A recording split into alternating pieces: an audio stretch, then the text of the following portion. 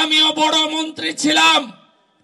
মমতা ব্যানার্জি আর তার ভাইপোর এই পরিবারবাদ, এই তানাশাহি, এই তোষণের রাজনীতি খতম করব বলে আমি ওদেরকে ফেলে দিয়ে ভারতীয় জনতা পার্টির ঝান্ডা ধরে 3 বছরেরও বেশি সময় কাজ করছি।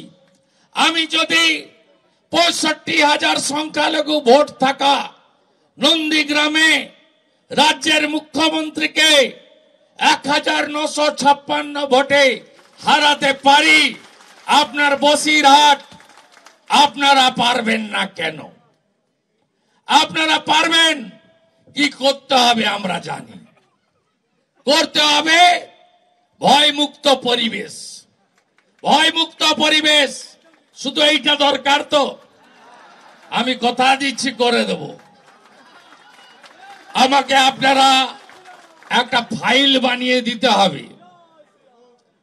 18 সালে পঞ্চায়েতে কত বুথে বিনা প্রতিদ্বন্দ্বিতায় জিতেছিল তোলামূল। 19 লোকসভা ভোটে কত বুথে আমরা 100 কম ভোট পেয়েছি, আর ওরা 90 ভাগের বেশি ভোট নিয়েছে। 21 সালে কোন কোন বুথে একই চিত্র করেছে, আমরা 1, 2, 3, বাকি ভোট সব ওদের। 21-এর ভোটের পরে কোন কোন গ্রাম অত্যাচারিত হয়েছে তার তালিকা। 23-এর ভোটে কোন কোন বুথে প্রার্থী ছিল না, কোন কোন বুথে 100-তে 100 ভোট নিয়েছে, কোন কোন গণনা কেন্দ্রে আপনাকে বিডিও অফিস থেকে কাউন্টিং এর এজেন্টের কার্ড দেওয়ার পরেও আপনি ঢুকতে পারেননি। একটা সুন্দর তালিকা খেটে খুঁটে সঞ্জয় সিং এর গাইডেন্সে শঙ্কর দাস, অর্চনা দি, কৃষ্ণেন্দু মুখার্জিরা আমার হাতে দেবেন। এটার জন্য লোকসভা নির্বাচনে যা যা করার সব করব। আর শাহজাহান শেখের মতো গোটা কতক আছে।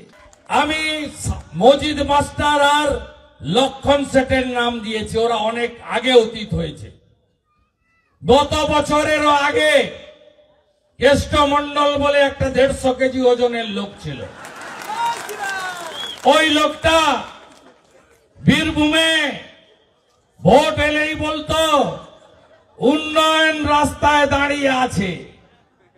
ভোটের দিন বলতো গুড় বাতাসা নকুল দানা খাওয়াবো বিরোধীদের।